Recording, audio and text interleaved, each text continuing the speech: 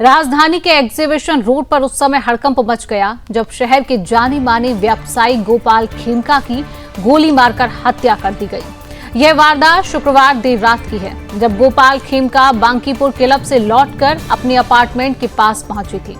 जैसे ही वो मुख्य गेट के पास उतरे, घात लगाए अपराधियों ने सिर में गोली मार दी। गोली की आवाज सुनकर अपार्टमेंट का सुरक्षा गार्ड दौड़ा, लेकिन तब तक अपराधी मौके से फरार हो चुके थे। खेमका को तुरंत नजदीकी निजी अस्पताल में लाया गया, जहां डॉक्टरों ने उन्हें मृत घोषित कर दिया। ये पूरी वारदात बेहद सुनियोजित लग रही है। पुलिस को शक है कि अपराधियों ने पहले से रेकी कर रखी थी।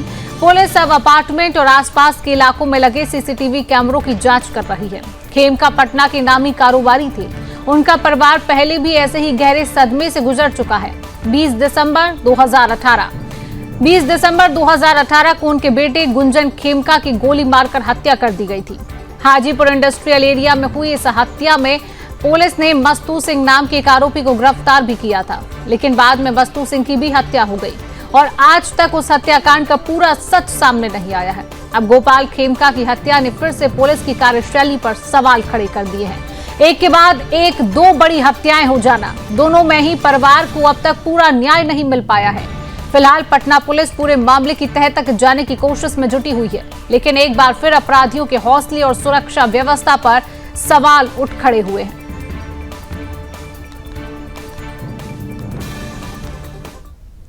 ये सूचना अभी प्राप्त हुई है कि 11:40 के आसपास होटल पनाश के पास ये अपार्टमेंट्स हैं, एग्जीबिशन रोड के पास में, गांधी मैदान साउथ साइड, जहाँ पे एक मशहूर बिजनेसमैन जो हैं पटना के, उनको गोली लगने से उनकी मृत्यु हो गई है।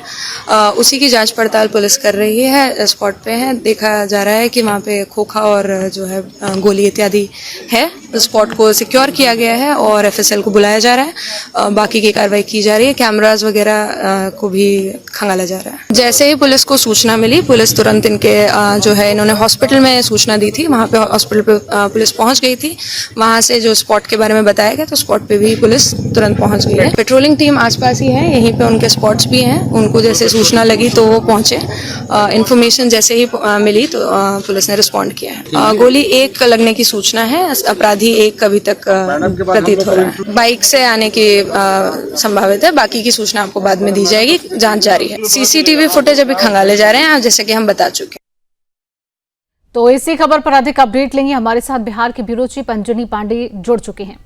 अंजनी, कई सवाल खड़े हो रहे हैं। 20 दिसंबर 2018 को इनके बेटे की हत्या होती है, उसके बाद अभी तक कोई खुलासा बेटे को लेकर नहीं हुआ। उसके बाद 2025 यानी कि उनके पिता की हत्या हो जाती है, और जब ये पूरी वारदात होती है, गोलियां चलाई जाती, कितनी देर बाद पुलिस प्रशासन मौके पर पहुंचता है और अभी क्या कुछ जांच इस पूरे मामले को लेकर की जा रही, कितनी गंभीर प्रशासन नजर आ रही है? अंजनी।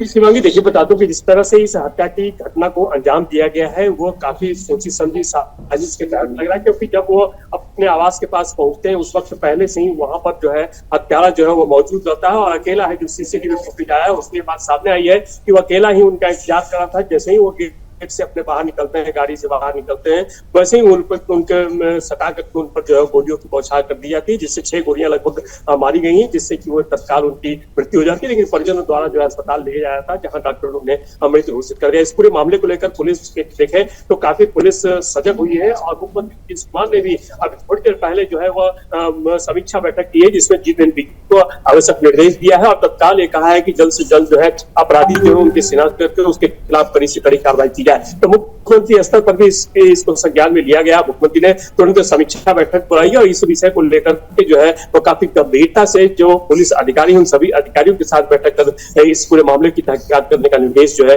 वो दिया है। वही देखें तो कुछ साल पहले जब लालू राबड़ी का शासनकाल था, उस वक्त भी इनके भाई विजय खेमका के ऊपर जानलेवा हमला किया गया था और PMCH के सामने इनकी दवा की दुकान है, वहां पर दवा दुकान पर इनकी जो है वह हत्या करने की साजिश रची गई थी इनके भाई विजय खेमका को। लेकिन उस वक्त उन्हें तत्काल इलाज दिया गया पीएमसीएच में और उस वक्त उनकी जान जो है वो बच गई थी। उसके बाद 2018 की बात देखें तो दिसंबर 2018 में जो है इनके पुत्र पर कातिलाना हमला किया जाता है और हाजीपुर में जब वो अपने उस कॉटन इंडस्ट्री में जाते हैं देखने के लिए कारोबार के सिलसिले में, तो उनके गेट पर ही जो है वो हत्या कर दी जाती है। इस मामले में एक अपराधी को पकड़ा गया था, लेकिन फिर उसके बाद उसकी भी हत्या कर दी गई। लेकिन कहा जा रहा है कि जमीन विवाद को लेकर के इस हत्या की घटना को अंजाम दिया गया था। उसके बाद यदि देखें तो ये खेमका जो काफी गोपाल खेमका जो काफी कह सकते हैं तो काफी व्यथित हो चुके थे और उसके बाद उनका अस्पताल था जिस अस्पताल को भी उन्होंने बेच दिया था और काफी कहे तो दूरियां बना ली थी। पार्टी में पहले थे मेंबर थे, पार्टी में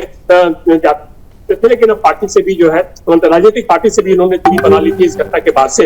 इसके बावजूद इस तरह की घटना पाकीपुर क्लब से जब देर रात वो लौटते हैं, चूंकि उस पाकीपुर क्लब के निदेशक भी थे, तो देर रात जब लौटते हैं तो फिर इनकी हत्या जो है वह कर दी जाती है। तो ये चूंकि यह हत्या जो की गई है वो गांधी मैदान का इलाका है, काफी महत्वपूर्ण इलाका है।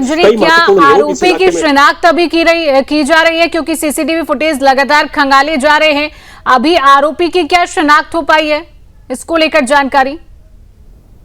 नहीं शिवांगी, देखिए पुलिस जो है वो एफएसएल की टीम भी जो है वह भी मौजूद है, उसने भी साक्ष्य इकट्ठे किए हैं और आसपास सीसीटीवी फुटेज जो है उसे खंगाला जा रहा है। हालांकि उनके कैंपस में जो सीसीटीवी फुटेज लगा हुआ है उससे पूरी तरह से शिनाख्त नहीं हो पाया है, लेकिन और आसपास के इलाके के जो सीसीटीवी फुटेज है उसे खंगाला जा रहा है और इस अपराध जिसने इस घटना को अंजाम दिया है उस अपराधी तक पहुंचने की पुलिस जो है वह कोशिश कर रही है। क्योंकि देखिए पुलिस के लिए काफी बड़ी चुनौती बनकर के सामने आई है। तो इस जो गांधी मैदान का इलाका है काफी पौष इलाका है, काफी महत्वपूर्ण इलाका है और गश्ती भी इस इलाके में जो है वो लगातार की जाती है, लेकिन उसके बावजूद जो अपराधी हैं वो अपराधी बेखौफ होकर के उनकी हत्या करके निकल जाते हैं। ये पुलिस के लिए एक बड़ी चुनौती है, इसलिए पुलिस भी इसे बड़ी चुनौती के रूप में ले रही है और जल्द से जल्द पुलिस अधिकारियों की माने जल्द से जल्द इस पूरे मामले का उद्भेदन जो है वह पुलिस कर सकती है और जो अपराधी है उन अपराधियों को भी जो है वह जल्द से जल्द गिरफ्तार करने की कोशिश जो है वह की जा रही है। तो इस पूरे मामले से जुड़े हुए जितने भी तहकीकात हैं उनके परिजनों से पूछताछ की जा रही है कि आखिरकार यह मामला जो है किस तरीके से मामला आया है, क्या किसी पुराने विवाद को लेकर के इस घटना को अंजाम दिया गया है। क्योंकि देखिए काफी लंबे अरसे से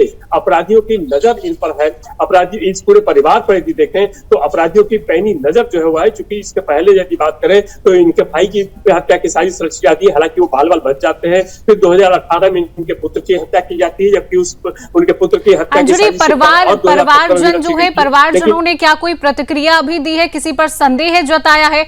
और जब उद्योगपति पर यह हमला किया गया क्या वहां पर किसी ने देखा है कि किसकी तरफ जो अपराधी था, किसी की नजर क्या उस अपराधी पर पड़ी है? इसको लेकर क्या कोई अभी प्रतिक्रियाएं सामने आ पाई है अंजनी?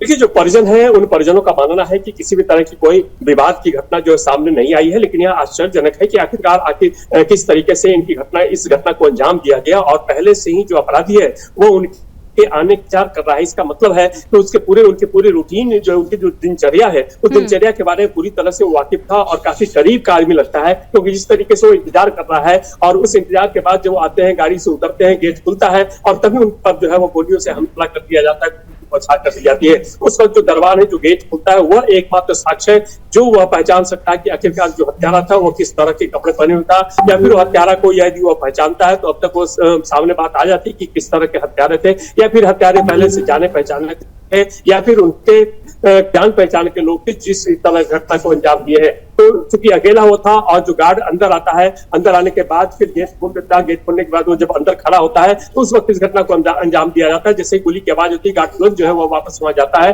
लेकिन तब तक अपराधी जो है वो फरार हो जाते हैं। तो एकमात्र जो गार्ड है वो वहां पर मौजूद था जब वो गेट खोल रहा था, जब उसके आने के गाड़ी का हॉर्न बजता है, वो आते हैं और गेट खुलता है और गेट खोल करके गार्ड जो है उनके अंदर आने का इंतजार करता है, लेकिन उसी वक्त जो है वो हत्यारे के द्वारा जो है उनकी हत्या कर दी जाती है। तो पूरी तरह से इस घटना को देखें तो जो चलिए बिल्कुल अंजनी, नजर बनाए रखिए, ये देखना होगा प्रशासन इस पूरे मामले को लेकर कितनी गंभीरता से जो है वो कार्रवाई कर रही है। हालांकि एसआईटी का गठन भी किया गया है।